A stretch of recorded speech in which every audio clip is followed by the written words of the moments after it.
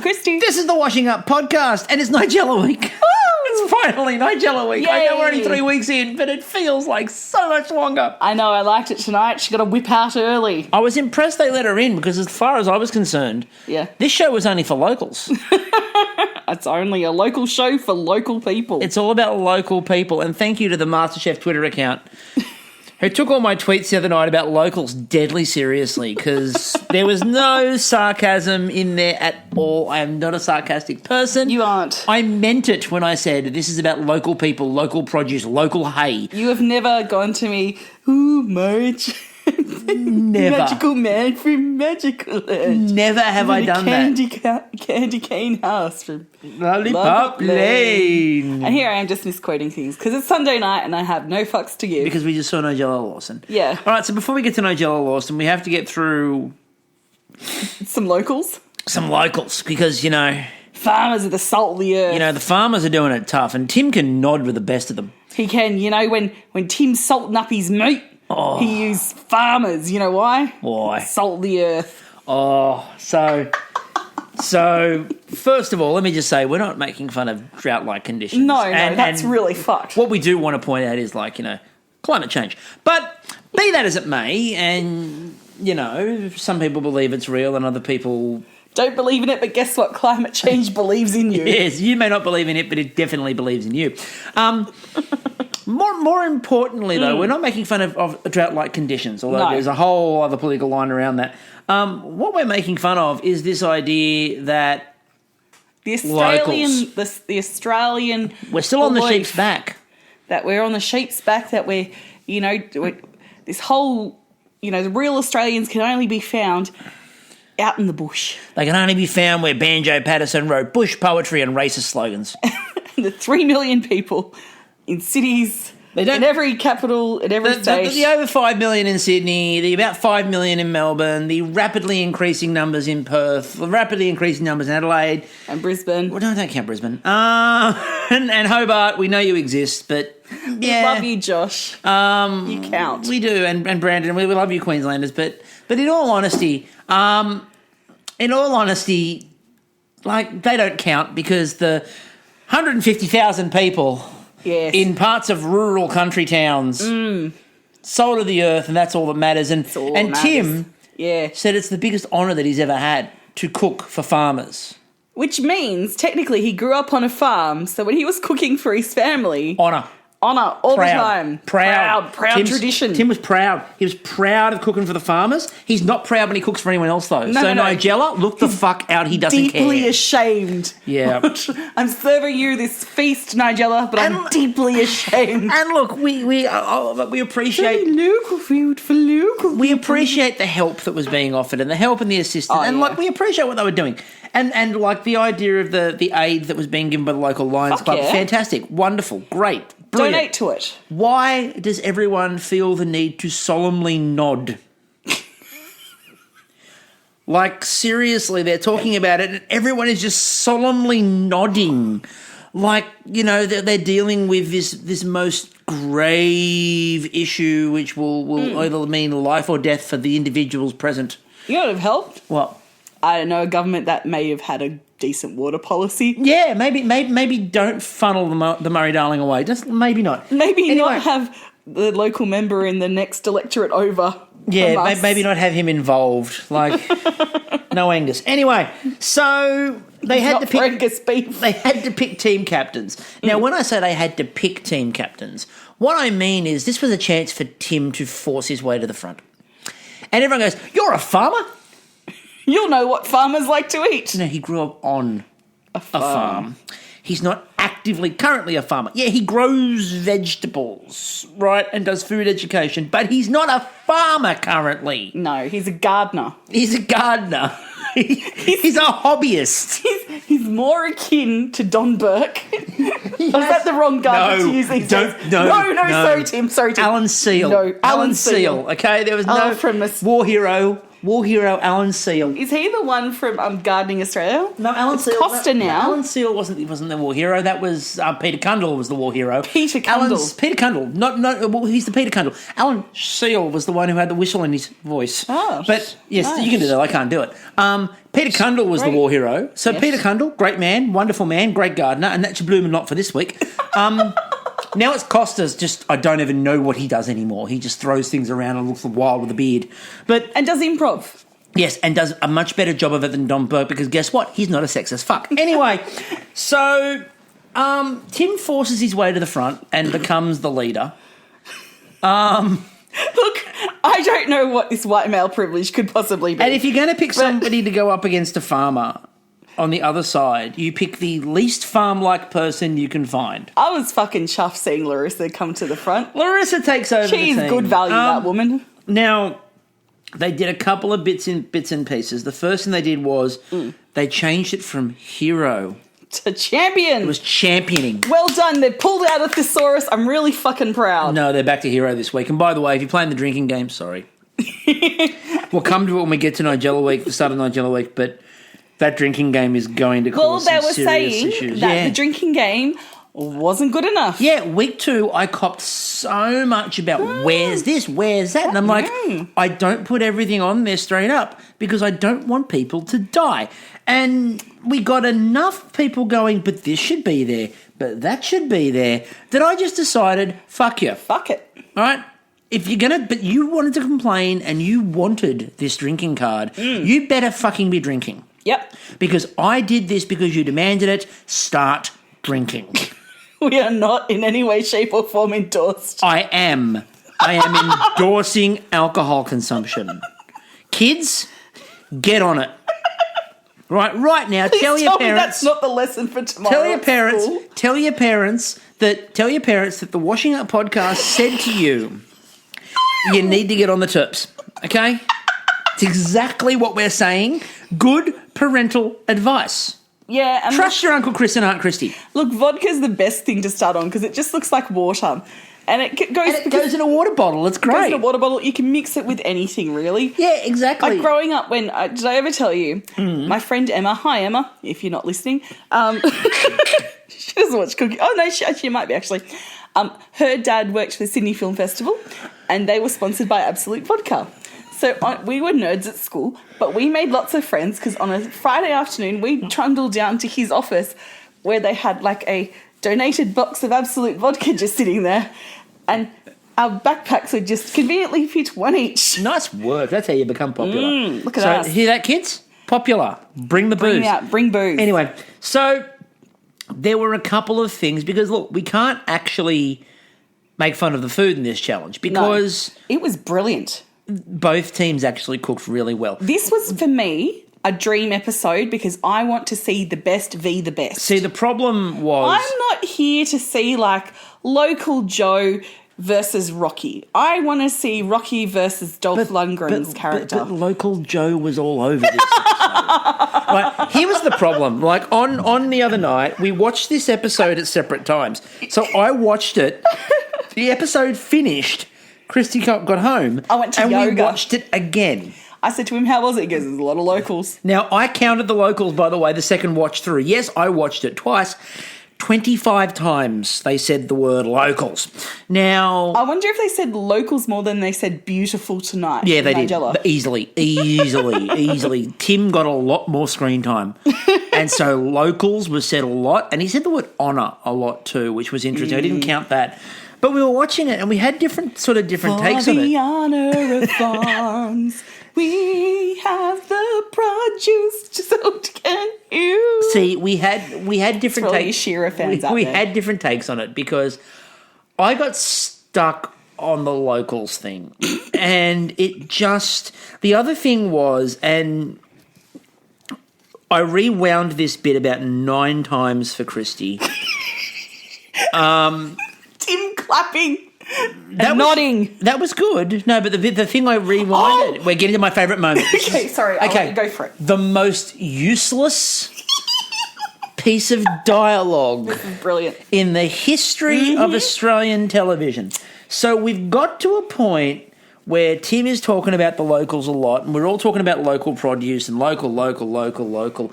And then they do a really good cutaway to both teams cooking, and it looks really good, and it looks fantastic. Then there's this random shot of George, and George is standing at the side of the bench and goes, "Isn't it really impressive how this team is using local carrots at the moment?" And then just flops them down. And George didn't look like he wanted to say it. It looked like someone said, "We've done a deal with the farmer. Can you go and hold the carrots up and wave them around and talk about, isn't it amazing how wonderful they've made these local carrots," and just flop them down? What you didn't see is off screen, just to the side there, were two big thugs from the carrot industry. The thugs from the carrot industry are real. You better go over there and say it, George. You might meet yourself a mischief. You don't want one of these carrots to just end up in your bed. Sending you a warning. Just, head of a carrot, chopped right off. You, little bit of orange, lots of green fronds. It's a warning, George. But they could have given them the red ones too, because they had all the colours. They did. And by the way, 3 hours to cook fucking carrots? How do you build drama? But they somehow got everyone really worried that these carrots weren't going to cook. That shows you how good the cooking was when they had to make cooking carrots the thing. Well, I'm sure you remember back in the 80s where you'd go along to the club bistro. Oh, the bistro. For the roast. Oh, we all like bistro. And they couldn't fucking steam or roast a carrot to save their life, so it was like soft in the middle. It was like these carrots had been shipped in from the permafrost in Antarctica. They had. And reheated under a heat lamp. Now, maybe just next to a candle. Now, there were a couple of moments. So, obviously, George waving the carrots around is, again, the most pointless thing I've ever seen on television. And look, I even think George agreed with the way he did it. But, more importantly, we had the idea of the groupthink. And, look, we sort of disagreed on this a little bit, and I think some of Twitter agreed with me and some of Twitter didn't. When I'm thinking homey style country desserts. Yeah. Does crumble spring to mind? Pie is more the deal, but I can see how crumble goes in. See, crumble didn't spring to mind for me, but it was weird because it was groupthink. Because they all went, we did homely, we did something, and they looked at each other and all at once went, crumble. Well, yeah, I think crumble is because it is like, it's like oats and brown sugar and stuff with just like stewed apples. We know, because after this, we've had a lot of crumble recently. I fucking love crumble. I'm a bandit for crumble. You are. It's true how your taste buds mature. See, for me growing up, when we'd go and visit our friends in the country, all I can remember is ice cream with Milo sprinkled on the top. That was our dessert. Yeah, because you weren't mature enough for a crumble. Or plum pudding, because it was at Christmas time and it'd be like 90 degrees in the house. But we'd still have hot plum pudding. Now, we hadn't seen a lot of Simon. And I'm thinking after Wednesday night, Simon was wishing we hadn't seen a lot of Simon, because what we saw from Simon is, look, and I'll quote the tweet directly here. It simply says in capital letters, "What is he doing to this fish?" Now, it's kind of like on the scale of Troy McClure with how much he was like abusing this Don't fish. mention scale. Don't mention scale, because they were still on the fish. So it was one of the rare times when I agreed with George Columbaris, because George comes over and he turned the fish over to try to fool George into thinking that he didn't fuck it up. And George is like, "Oh, so how's the filleting going?" He goes, "Oh, good. And George is like, "Turn it over." And he's like, "What? This? Oh, this fish. No. How did this get here? Oh, no. That's not one of mine." Turn it over. He looked at it and you saw... That's a city fish. That's not a local fish. And you saw George's face. Look at it like, what is that? And then he's like, "Have you scaled it?" He's like, yeah. He goes, runs the knife on it. So he runs it one way. No.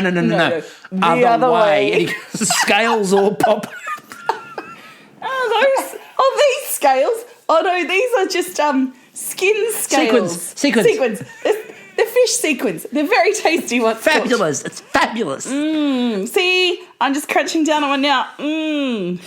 Taste that cartilage or whatever the fuck scales are made out of. Which led to the creation of the Not Masterchef Simon Twitter, which simply tweeted out, "Women want me, fish fear me."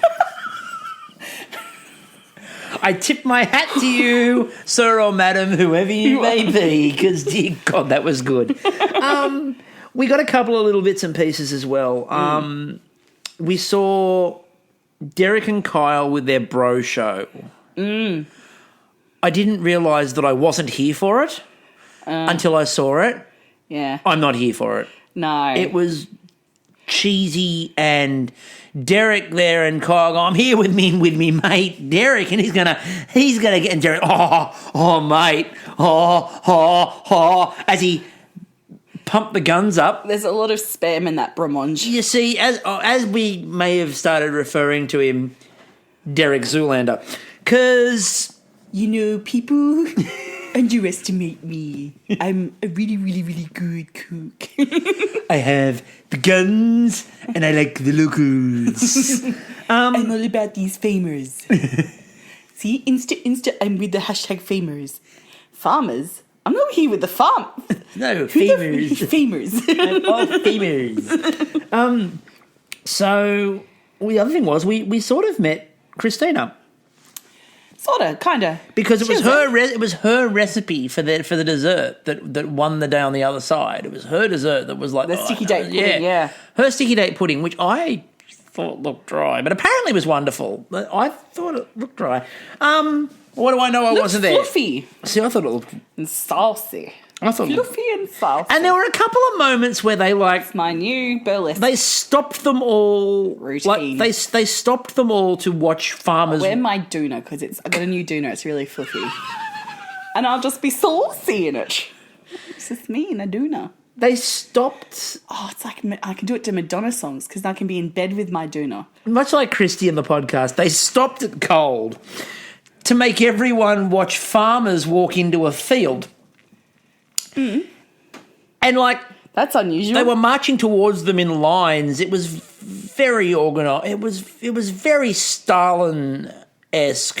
It looked a lot like collectivisation and what I believe collectivisation looked like when the farmers were fascist farmer state. Well, communist. When the farmers were all marched off their land and moved on to collectivist farms. It was very much how I anticipate that, but with a lot more happy children and a lot less murdering. And then the whole purpose of this episode became crystal clear. You know what the purpose of the episode was? Sit on a hay bale. Matt Preston has always wanted to make trucks blow their horn. Toot. There was the moment where they get them all there and Matt Preston goes doot, doot, and pushes the arm and they all go hoot, hoot. And you can just see Preston was so delighted. And I could just see Derek in the background going, hey, that could have been me. What are you doing, Matt? You don't even have the guns for this. So look, it should have been done more like this. Toot, toot. Look at the muscle. Look at the muscle. You could just Instagram the muscle. You know, Cher's booked me. You know why? Because my guns are so big and she's going to recreate Turn Back Time on them. It's going to be Cher on my arms and a bunch of sailors that are all me.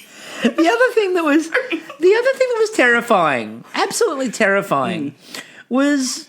Does that make Simon Hansel? Oh, apparently. The other thing that was really terrifying... Wait till they start throwing around fuel. Anyway, the other thing that was absolutely terrifying about... She's gone. She's gone, ladies and gentlemen. She's gone. I'm sorry. You did. Actually, you did. Sugar, that's terrifying. Okay, back at the ranch. Back of the ranch. The other thing that was really terrifying, which you mentioned before, was, farmers have heard of chairs. Masterchef don't. Comfy fucking chairs. Hey. Oh, what was this? The Schrute wedding?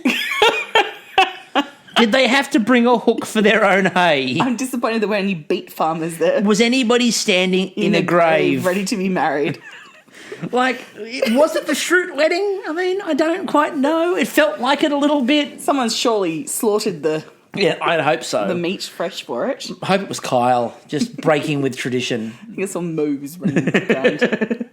So, look, it was... The food was good. Yeah. Everybody seemed to really like it. It's fantastic. It was good to see, two teams come together and produce top quality food that was judged on who was slightly better than the other. I do have a bit of a concern about the fact that everyone seems to have decided that the way to win the competition is that we're all just going to serve pork every week. Pork crackling. So that Gary can eat pork and he'll love it. Yeah. And this is what I'm getting a bit concerned with. Yeah, but on Bake Off, we see them inject booze and everything, because what do we know that Maggie beer and fucking... Yeah, but there's a bit different because they're making different things with alcohol in them. They're still putting booze in it. They're just presenting fucking pork belly every week. Yeah, true. That's the problem. Like with cakes, you can do a different cake or a different slice. With booze. Different kinds of booze as well. And in this case, it's literally just crisp up some pork and hand it to Gary. Yeah. Through to the next round. It's getting close to a problem. But Coles is very happy with that. Coles are thrilled. But you know who else was thrilled? Who? Locals. Except for the hay. Sitting on hay bales, just the individual straw pieces just stick up your bum. So as I tweeted so out, and this is the tweet that Masterchef loved. Yeah. The real winners are the locals and the local produce and the local people and the local hay producers and the local trucks. And they went, we couldn't agree more. And I'm like, guys, sarcasm. However, Tim knows the bush. And more importantly, he knows the locals and he knows the meat and he knows the locals. Tim. Oh, yes, he does. Because, what you didn't hear is, an outtake that I got a special hold of. Oh. Tim turning into he's also got one of his students to design an app for him. Oh, has he? It's called Tinder. It's a dating site for locals. Just locals. Just locals. No one else. Just meat-producing locals. Yeah. If you like it, you shake your head. If you don't like it, you just slow clap, The slow clap of shame. Yeah, it's like, will you honour this person or will you just I don't know. They're a top bloke. Are they a top bloke? Top bloke and a good Sheila? Yeah. Or will you honour them? Or will you honour them and say hooroo? I don't know. What's another colloquial? We've never used it. I don't know. We need to ask a couple of other people because there were people are now starting to steal the Timisms. Oh. We heard it tonight. I'll get to that in a minute. Yeah. So we finished it and look, it was kind of... As I said, the reason why the team that lost was because the salmon wasn't local. And that was the whole purpose, really. They're like, this salmon's actually from South Australia. It's swam all the way over to... This salmon is cultured. Not allowed to be cultured. No. There was a great photo, by the way, that was put up on social media by Gary, Matt, and George of the fact they went to the pub afterwards. Yeah. And it's so great to see them all in the casual gear because... Gary looks like what you would expect. He's got the boat shorts on and the boat shoes. Yes. And George has the shorts on and looks slightly cash.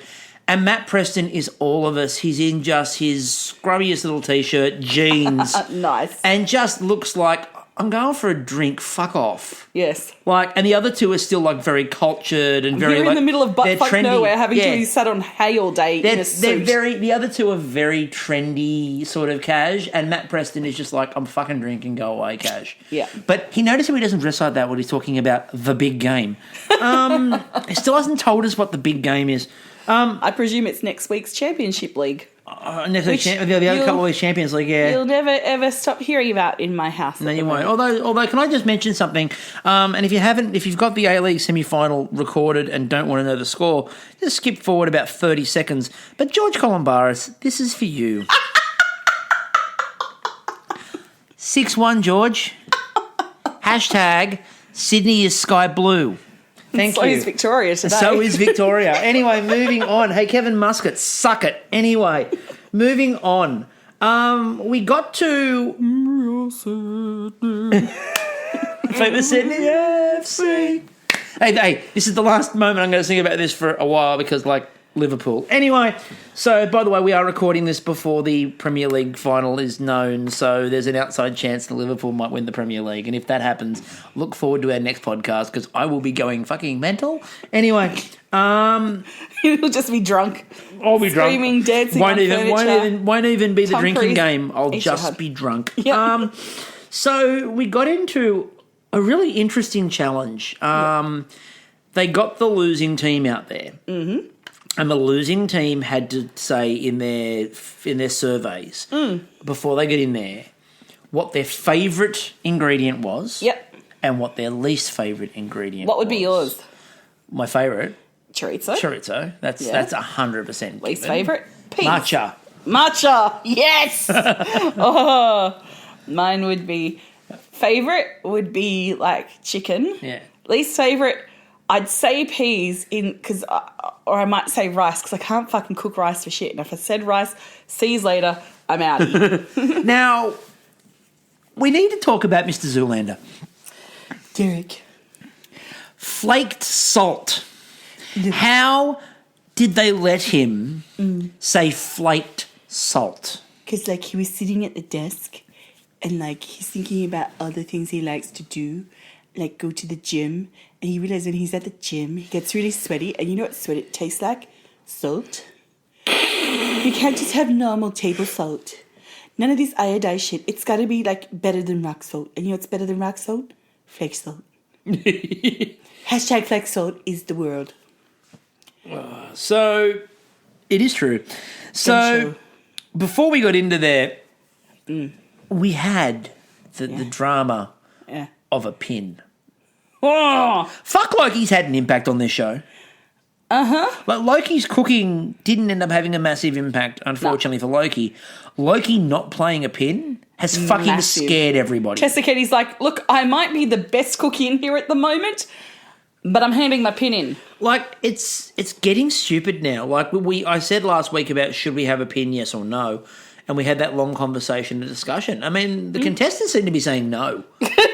Like, just get rid of it. Yeah. Like, use it immediately. And again, that kind of works into, we talked about the other day, the idea of it must be a time frame. Like, you got 2 weeks to use it. And if you don't use it in 2 weeks, you'll lose it. That makes sense. So we had some interesting ideas. We had, we were going to have, turmeric was going to be featured in a laksa. Interesting idea. Yep. Really, really interesting idea. More importantly, the number of people that had chocolate as a least favourite. No. Yeah, but we had milk chocolate. But we had milk chocolate as a least favourite too. No, milk chocolate was favourite to cook with by not Nicole, the other blonde, with a child, Mother Nicole. Oh God, because there's brunette Nicole and Mother Nicole, and I'm just getting confused. Oh, I can't remember her name. Anyway, she likes chocolate, and she's going to cook with that. Yeah. And then you had Yosra, who's least favourite with white chocolate. I'm sure we had someone with normal chocolate as a least favourite, which was weird because they commented on it and they went, milk chocolate, least favourite. But the thing was, like, the least favourite, it's a good concept, but it was least favourite to eat, not cook with. Yeah, but we had that a few times, like, because... Yeah, it was chocolate as her favourite because not the Nicole. Not Nicole. I'm so sorry. I'll learn your name eventually. Not Nicole, Mother Nicole. Her least favourite to cook with, wasn't it lamb? Yeah, she's like, I just don't. It was that I like it, but I just can't cook it. Yeah. Sure, whatever. Okay. How are you going to understand the flavour profile? She's like, no, I like it. Just sure. Why not? We also, that was now the Yosra thing with the white chocolate. It started a tease that continued into the night. Yeah. Right. I am calling for it now. I demand a white chocolate velouté challenge. Right? Just a challenge.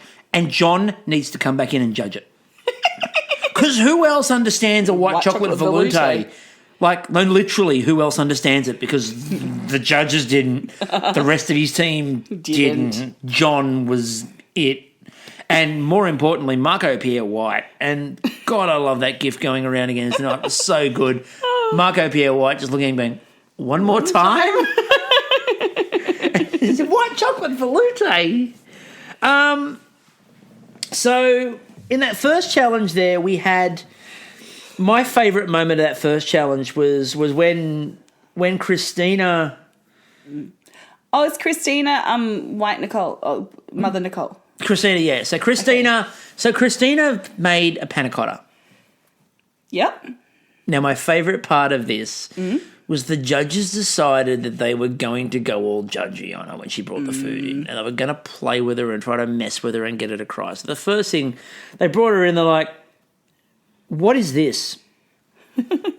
What is the dish? And in my head, the look on her face simply said, we've all fucking seen Masterchef. Surely you know what a panna cotta is. You know what a fucking panna cotta is. You see one every week. What she said was, it's a panna cotta with, and it's like, so she served it up and was very nice to them, and then they went, so, you've had to leave a lot. You've had to, So, do you miss the kids? And Christina's response was basically, I'm fucking getting tons of sleep. I can just cook for fun. I'm not worrying. Without having to make fucking chicken nuggets and fish fingers. Do you know how good this is? You've never seen a reaction. I am drinking. You've never seen a reaction like I'm it. watching like fucking... at like fucking 5 o'clock of an afternoon. I've got Netflix. Netflix is on non-stop. When it says, are you still watching? I go, you better fucking believe I'm watching. I'm pissing. No one's interrupting me. Mama's on the toilet for 5 minutes in the quiet. What's this? I'm pooping. I'm getting a poo out and no one's calling my name. Down for this. So Christina, long story short, Christina was fucking happy. And they were trying so hard to get that to work. Now, Yosra unfortunately served, how to describe the melted plate of... sadness. It was sadness on a plate. It was all melted. It was... There was no conjecture. Look, it was that time when Watsy from Country Practice went out to watch the sunrise and died. Molly. It was Molly's death on a plate. It really was. Like Yosra, it was, so much sadness. And like the judges were trying so hard to find something. And I'm sorry, Yosra. I really wanted to see you do more. Yosra looked well. really cool, but she was done early and she was in deep trouble, and she was never getting out of there again. It was like Little China. So Yosra went home.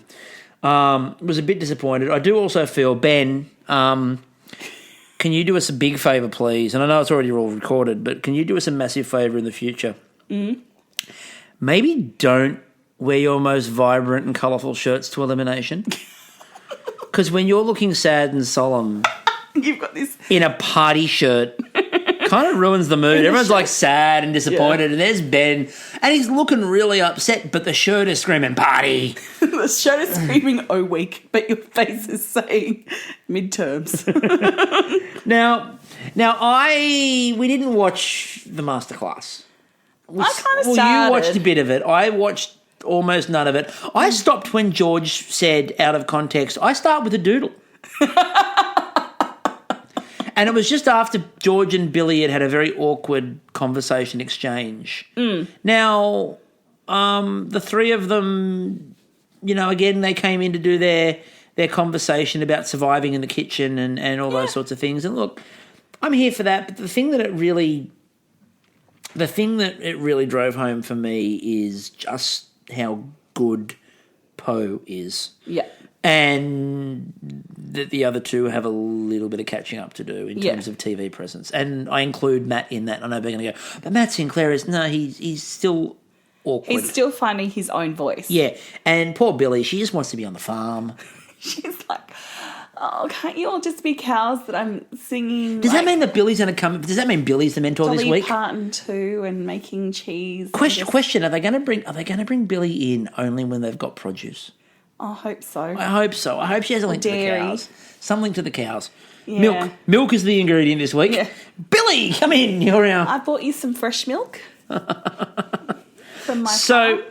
Tonight, Nigella week started. She pulls a cow in a bucket. She's like, you've got to gather it yourself. Oh, no, she leaves a few cows out in the garden. And, the garden's in play. The garden's in play and they ran out. So, all right, so before we get into Nigella week, we need to talk about the drinking game. Yes. So the drinking game, which I said I really upped this week, parfait, panna cotta, blue bandage spotted. You better fucking believe there were bandages spotted. How do you cut yourself that early on? But I'm sure we've heard that in the first month or so when the knives are super sharp, everybody's cutting themselves. I just think they're clumsy. Anyway, the dish is described as honest food. Now, I left this one on going, well, at some point later in the week, it's Nigella, they'll do that. That Leah, God, she was in fast.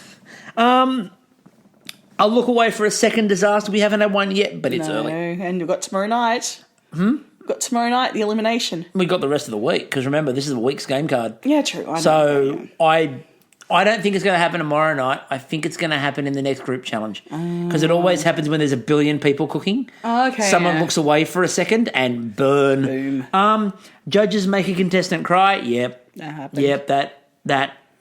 Abby was put through the ringer by Nigella tonight, and we'll come to it. We'll come to it, but I'm not actually going to say poor Abby because she earned it. Ice cream. Dear God, you were drunk tonight. Hero ingredient. Again, apologies to livers everywhere. No jus tonight. No. That's later in the week. Yeah, no, that's coming. That's actually tomorrow night probably. If they're making a roast. I saw bones being chopped. I saw some form of gravy on the jus is coming. So much like winter.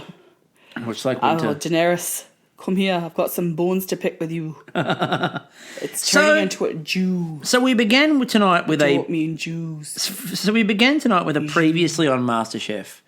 And they said previously on MasterChef, it's Nigella week. It's like, no, that was last week. Previously means it should be last week. Nigella week is this week. Learn what the word previously means. Oh, look, they're just all excited. I don't care about being pedantic here by the fact that, they always play previously on MasterChef Australia. No, they can say this week on MasterChef Australia. Dink. It's not hard to do. Ding. Not hard to do. So I was doing the MasterChef thing because I had previously on MasterChef. Was there ever a doubt that Leah was going to be the one to find Nigella Lawson? No, they picked their people correctly. They picked their two targets, Abby and Leah. Yeah, Abby, who's obviously a massive fan. I think that might be over for Abby now. Although I was a little bit disappointed. Leah wasn't as excited as she should have been. Really? I thought she gave off vibes that she'd been stalking Nigella for months. And Nigella's face when she saw Leah and Leah reacted the way she did. Nigella had that, that semi-polite grin that Nigella gets on her face when she doesn't want to be somewhere. One of those hands. You know the one when George gets really close? That one. We've seen this look. Yes, we have. And it was the George look, and it haunting. Haunting is what it is. So then Leah goes running through the house with Abby. You're sleeping. Yeah, so Leah goes running through the house with Abby, waking everybody up, and a couple of them sort of ran forward and got quite aggressive. And then Nigella lifts up the box to reveal nothing because, of course, the mystery box is inside you all. There is no mystery box. I was really disappointed in the fact that when Nigella went into the pantry, and first of all, she said she went into the pantry to get the food and came out with fish. Now, where in the pantry was the fish, Nigella? And more importantly, who's eating fish that's not pickled or stored or smoked or cured? That's just sitting in a pantry. Well, I'm assuming she went to the fridge. You know what it is? Simon's put the fish away. Simon, you put the fish away properly? Yep. He looks so... In the fridge. Nobody looked more confused. Yeah. Nobody looked more confused tonight at tasting than Simon. They called out Simon. I want to taste and Simon's fish. like, do you know where I stored this? And Simon's like, what do you mean you want to taste my dish? You've seen everybody else. Like, no, I don't get tasted.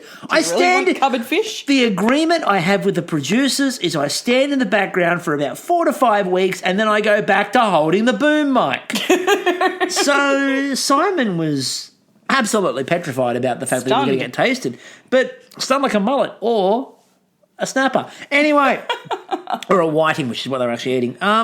Now, they talked about the idea of going into the pantry, and look, my biggest disappointment personally was that Nigella, they didn't get meat because I just wanted to see Kyle suffer. My bigger disappointment comes in round 2, but we'll get to that. We'll get to that. Now, Abby should have been worried at the start. She essentially said, this is my week. She essentially said, this is my week, and we all know what happens on Bake Off when you do that. And secondly, no Vespa. Apparently it was a fleeting glimpse, but... I couldn't see it, so therefore it doesn't count.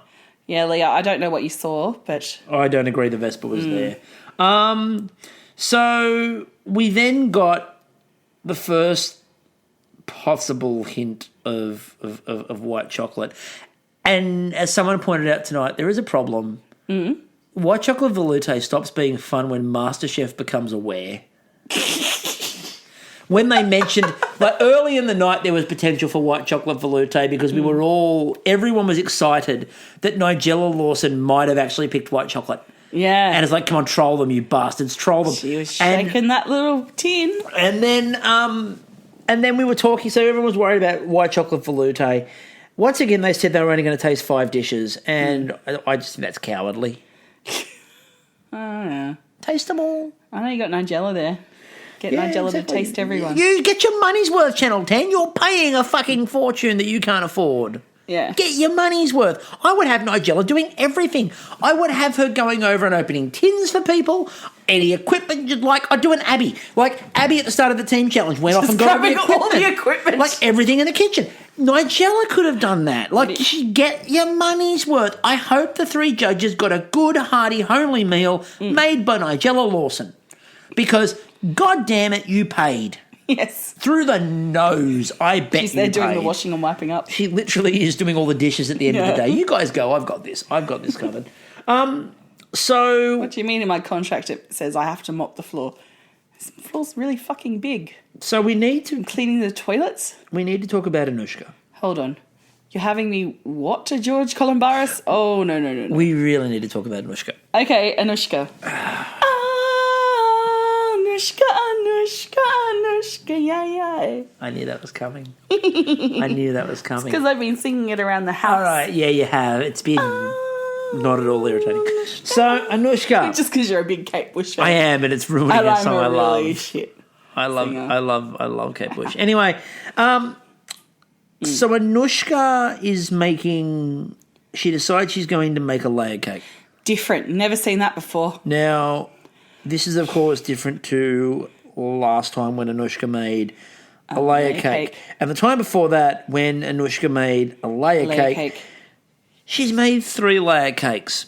Now, somebody said to me, this is just like when Ben made his ice creams. Ben made his ice creams at the end. Yeah. After he'd sort of got into a groove and discovered the idea of ice cream. Now, she's just making layer cakes at the moment. But she's got skills in other things.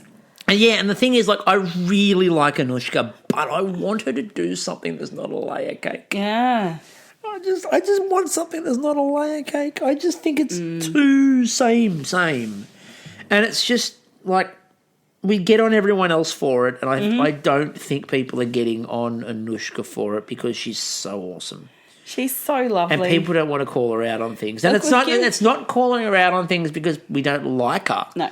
It's because we like her. We're like, do something a bit different. What she needs to do is leave the layer cakes now and come back to them at the end if she wants to go ahead. You know, like we need to just put the layer cake down.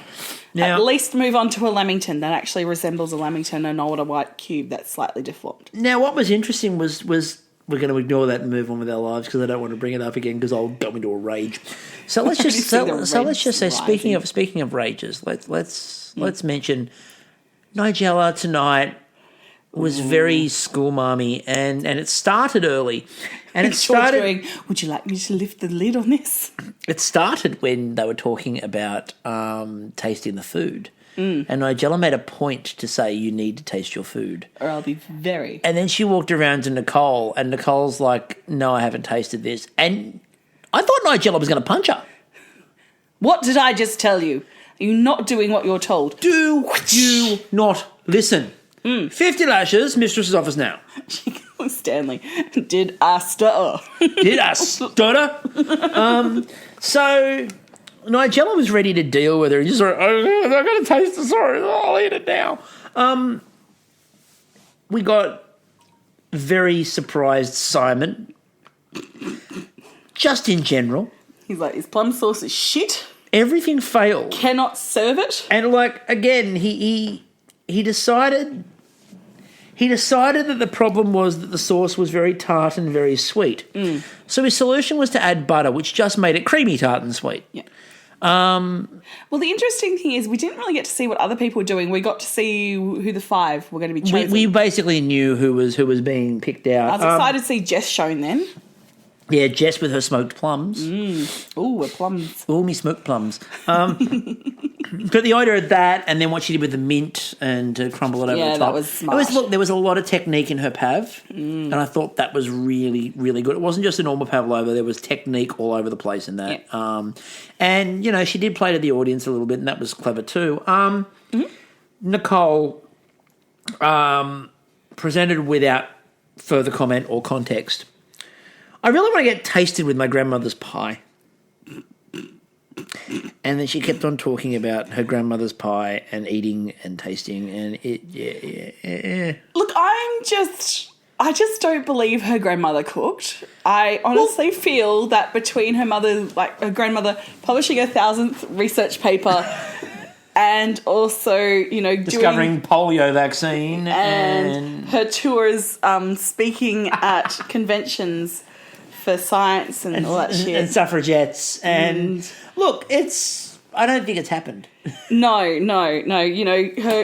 I'm sure maybe there was a kitchen at the UN headquarters. I just don't know. I never got access to it to make the pie. And how fresh were the berries?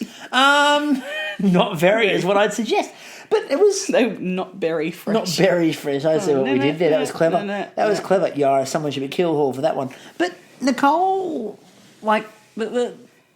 it raised a really interesting point. I can't remember who it was on Twitter who raised it. I apologise.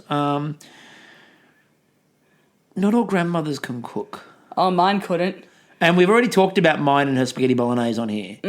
But the idea of you must have a nonna. I don't know about my mum's dad. My dad's mum. A nonna or a yaya we've already been through. They apparently all can cook. And my granddad could cook a roast.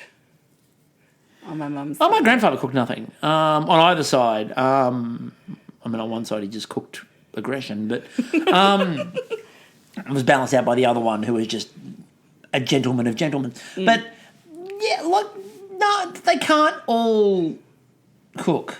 They just can't. No. All right? So somebody saying, this is my grandmother's doesn't necessarily make it good.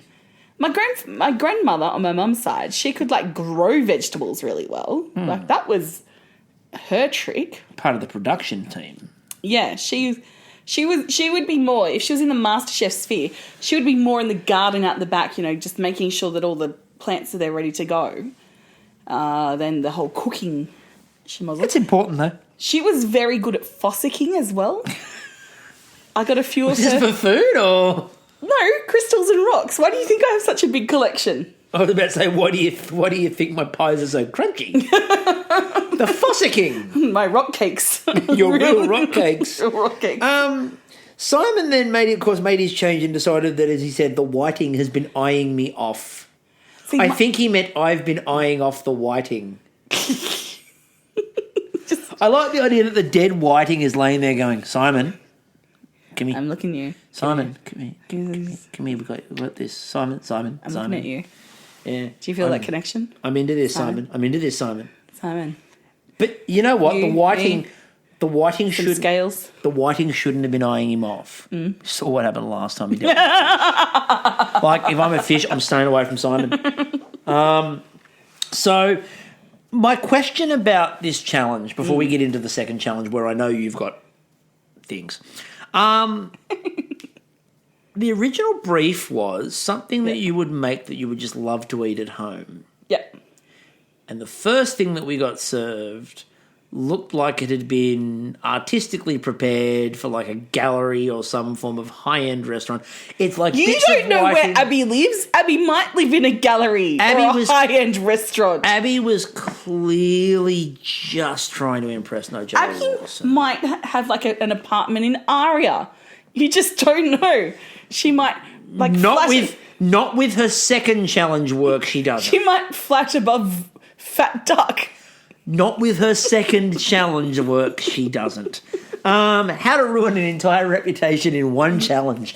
So we'll move on because, quite frankly, the challenge was done. The 5 got tasted. And it was Jess. And it was quite clear that it was Jess. Well done, Jess. I did ask at that point in time, just once, I want them to call out the name of somebody who doesn't exist. Just to see if someone walks up the front. I like the idea that the judges don't even remember the names. Bartholomew. They spend half an hour. They just roll film. And they just spend half an hour calling out names until someone walks forward and they're like, That's him. Okay, good. Memorise it. It's like they've got their families in the green room like they had in Romper Room, and then if your name was never called out in the magic mirror, it's because the people who are in Romper Room didn't have friends or family with the same name as you. So in the green room, like the parents would write down the names. So that's why Kristie was never said, and a few other names like that, because Beelzebub. Well, a lot of Kristies around back then to write the names down. Just no democracy in magic mirrors, you know? It's all about who you know. Strange bees lying on trees talking to mirrors is not the basis of a system of government. No. Supreme executive power derives from a mandate from the masses, not from some farcical reflective ceremony. Moving on. So... Mr. Doobie, how do you do? I'm going to play a game. He bit my friend too. She just went to pat him in his hive. That sounds so wrong. Anyway, what are we up so to? I'm just letting you have your Mr. Doobie moment. I mean, now show me where the bee bit you. Anyway, the relay challenge, let's get into it. Yep. So, look, there are only a couple of things to really have to focus on here. The first one of those is whatever the fuck Nicole made. So, Now, the first thing we need to focus on is the moment of silence for John. there was definitely going to be a white chocolate velouté moment. And Khan tweeted it out. Everyone was there for white chocolate And velouté. Nigella, you missed a fucking trick. Pistachios. To fucking troll everyone. It's like when she opened up and there was pistachios, I'm like, no, white chocolate. It just would have been Nicole awesome. looked at the pistachios and went, star anise! All right, so let's get into this because we've got some things. Yeah. Nicole, I've decided to go really simple. So I'm just making this blah, blah, blah, blah, blah. It was like she was talking about Latin. 9 different elements she's working on. Which I'm sure she was using the scientific name for. At once. She's using 9 different techniques at the same time. There's an ice cream on the go. There's a syrup on the go. There's all And this... I swear blind at no point she said ice cream sandwich when she was explaining it. No, well poor Waleed comes out. Like, after she's got all these bits and she goes, this is going to be really easy for Waleed. I see him come through. I want Middle Eastern flavours. I see Waleed. I know he knows these flavours. I'm really confident. And then she proceeds to ramble at 1,000,000 miles an hour. Yeah. And not list a single thing apart from clearly saying the word star anise. You know what's happening now? Nicole's dad's saying, I told you so. You know why? Why? Her master's was in 45-second handovers. Oh, that's the problem. Dad's going, I told you, Nicole. I told you weren't prepared for the world until you done your bloody masters. Instead, you do Masterchef. Did I stutter, Nicole? If only she'd finished Nicole's dad's a big fan of The Office. If only she'd finished it. Yeah. But poor Waleed, he's standing there going, and she leaves. And Waleed's like, I didn't get any of that. I heard the word star anise. And to be fair, like, I heard the word star anise quite clearly. Yeah. And so, like, rather than say it's a pistachio dish, pistachio is what we have to focus on. Yep. I've also got this. She mentions there's a pistachio, this is a star anise, this is a blah, blah, blah, blah, blah, blah, blah, blah, blah, Yeah. blah, blah, blah, blah, blah, bye, and runs off. And Waleed is left to go, Meh. well, obviously it's going to be star anise focused because, like, she's got star anise in a pot. Yeah. Makes sense. Then for the rest of the episode, Yeah. she is low-key just bitching yeah. at Waleed. She went into the ice queen, like, it's not what I told you. Well, But I'm too polite to say anything. Waleed has got this wrong. Waleed has thought it's star, and then, like, he comes back in, and she goes, did you think star anise? And he goes, yeah. And she goes, no, it's pistachios. I don't know where you got star anise from. And everyone watching at home's like, you fucking said star anise. You said nothing about pistachio. And poor Waleed is sitting there being gaslighted. Yep. And Nicole's like, oh, that didn't happen. And I clearly said this and this ingredient. Clearly and said fuck all, And Nicole. Waleed is being so lovely and going, I misunderstood and it's my mistake and clearly I should have listened a bit Waleed. more. No, Nicole did that and then blamed anybody that wasn't named Nicole. George Columbaris. It's fucked up the dish. Now, thankfully for Nicole... Dead Princess Diana just screwed it up for us all. Thankfully for Nicole, Abby exists. Oh dear. I just thought I'd come up with some flavour profiles rather than an idea and let the next person work it out. Now, in the years that we've been watching this relay event, what is the one key lesson that has come out from watching it? Don't make white chocolate veloute. What is the second key lesson that we've got coming out of it? Pick one element and do it really well. Yeah, get a very clear idea. Yep. Pick a dish, lay the groundwork. And don't make a million elements like Nicole did. Pick one idea and focus on one element and say to people, I've done this element. Keep that one going, and if you want to build on that, build on it. Like, you want to do an ice cream? Great. Start with a pistachio ice cream. And look at what they did with the lamb. Look what they did with the lamb. Yep, he did. We're going to do the lamb in pistachio crumb. Good. Whatever you want to do around that. I've started, what was he doing? Sous videing the fennel. Yep, I've started sous videing the fennel, but they're simple elements. Whatever you want to do with that, go with it. And then about, I think, 3 people down the line, I think it was Tessa Ketty who came in. The sauce? She came in. She came in and she's like, oh, I think we just need a few more pistachios. Might not have been Tessa Ketty, could have been someone else. But they've gone, okay, I will make a little, it needed a fresh element. I'll make a fennel salad and add some pistachios to it. So there we're just reinforcing that flavour profile. Oh, yeah, Steph later on did the gravy, and she did the gravy and saved that gravy really well. Yeah. And Derek stood there. Look, he was really, really, really, really, really good at, like... The oven. He, watched that, He seared that lamb, He did. That oven really, was, really good. there, just cooking. But what didn't happen again was Abby just decided to hoard equipment. What are they going to cook? I don't know. With all this equipment I've gotten. I'm going to put an ice cream maker on the bench and a pasta machine, and we'll see what they pick. And then, they came out... Abby, why are you dragging that fridge to the bench? They might need it. I'm saving them the hassle of having to run over to the fridge. Is that a blast freezer on top? Yes! And then Monica you don't know. Out. I'm saving them seconds here. And then Monica comes out, and she goes, I've given you a couple of flavours. There's pistachio, there's orange. Enjoy, and walks away. And Monica's like, what the fuck do you want me to do with this? Monica is that brunette Nicole. Okay. Yeah. She's like, what the fuck do you actually want me to do? Seriously. Okay. And then they come back to her again, and she's like, it would have been nice if I'd been left an idea. I mean, that would have been... And they didn't really show... And Abby's like, no, I'm right. Mm-hmm. No, I'm right. Right up until the judging, where I thought Nigella Lawson was going to jump the bench. And just give her a whack.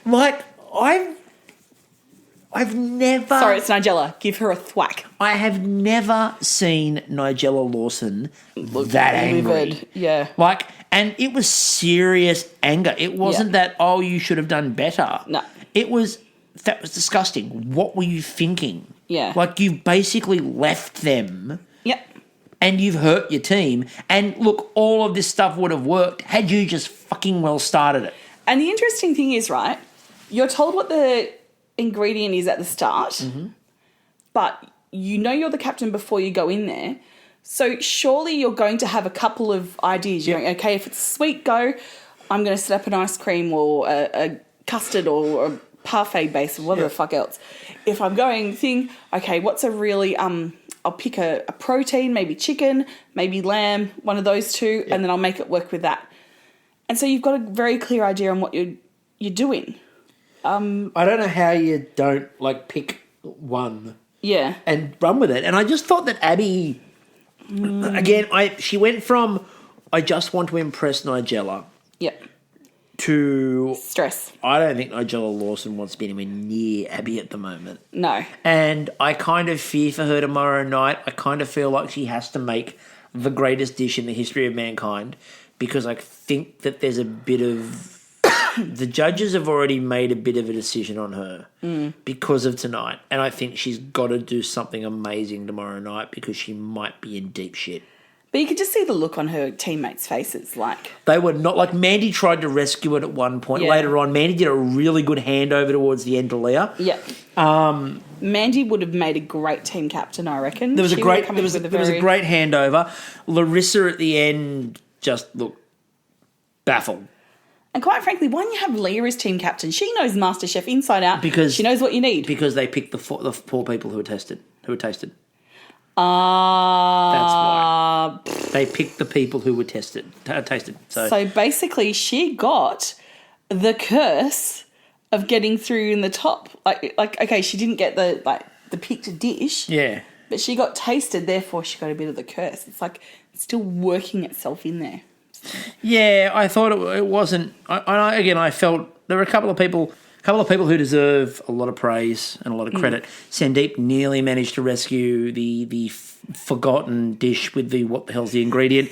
Joe was in a supermarket staring at the sauces, going, "Where's what I need?" Yeah, to bake. Oh, it's to bake with. Oh, it's in a bake. Joe. These aren't baking items. Joe, who did Notice? And worked out. Holy shit! It's pistachio, and said to Kyle, "We were told star anise, but everyone else seems to be using pistachio. I kind of do both." Yep. And I never thought I'd say this. Credit to Kyle for the greatest camouflage work in history of just throwing handfuls of pistachio on everything. Just where's the pistachios? Grind them all over the plate. But even at the end, Nicole was still just blaming Waleed. Yeah. And I really wasn't there for that. I thought that was a bit shit. Now, the last thing we have to really hero and champion here, because, it's MasterChef, we have to say hero and champion, is we have to hero and champion the fact that both Blake and Simon on the same team are in the same team and going for immunity. I know. Like, Khan, you were looking for Blake, we found him. Ta-da! Like, he barely got on screen, but we saw him at the end because he hugged Simon. I'm like, oh my God, the two of you. You're there. Like, in the same place. Low. It's like, it's... He's separated from the Bramonge. He just out of the Bramonge. He broke out briefly for a moment. So that was the start of Nigella Week. And I could just see the green team walking out, and Abby's gone to touch Mandy, and I swear blind Mandy was going to turn around and just go back the fuck up. If ever there was a night that I wanted to hear what happened back at the house, it was after that challenge. I just wanted to hear what was said. Because, boy, that would have been fun. So, we've got tomorrow we have the elimination challenge. Then I look forward to seeing what the rest of Nigella Week has in store for us, because Nigella Week's always fun because it means the judges take a step back. Well, in the promo, they seem to be at some library because there's a lot of desks and those green lamp-shaded lamps on the tables. It's a whispering challenge. And Nigella's gone, get on your marks, get set, go. And she's thrown out her hands, and she's obviously wearing some black thing with fringe coming down. And it kind of looked like she was Maleficent, sending off crows to or calling her winged monkeys forth, fly my pretties, and just that's perfect. So I look forward to seeing what the rest of this week has in store. Now again, we will be obviously back on with live tweeting, etc. We have the next episode of the podcast, of course, coming up on Tuesday night. Yes. Do you think we should shift it to Wednesday? No. We'll work that out. It's probably going to be Tuesday. Yeah. There's a lot going on. There is a lot happening, so we'll see what happens. It's likely to be Tuesday night. Again, this is the second last week that we will be Sunday, Tuesday. It goes to the more reasonable Monday, Thursday after Game of Thrones. Yeah. So this week is RuPaul. It's just about... Two queens stand before me. It is true. So that's a really shit RuPaul, by the way. This week... Two queens stand before me. You got this week and then... Look at my RuPaul. You work on it. This week and next week are the last 2 weeks of that. And again, it's more about the fact that just with timings, we can't be online and doing all of that and then make sure we get it all in, both MasterChef and Game of Thrones. Yeah. Everyone knows this. We don't need to repeat it. I'm just making it clear for a few people who are like, why aren't we podcasting on Mondays? We will be. Couple weeks. Monday, Thursday we go to. After Also, the Eurovision. Also, speaking of Eurovision, Yes. Next Sunday's big because we got for everybody dance. next Sunday we got 2 podcasts on one day. We're gonna next week we've got Eurovision podcast as well as MasterChef. So 2 for the price of 1. Very little sleep. This is Sydney calling. We'll be out next week. So feel free to listen to that if you want to. We're not doing the semis this year, though. It's only doing the grand final. We might do a bit of a preview episode, though, midweek, so that might happen. Until Tuesday night, I'm still Chris. I'm still Kristie. We'll catch you all then. All me plums.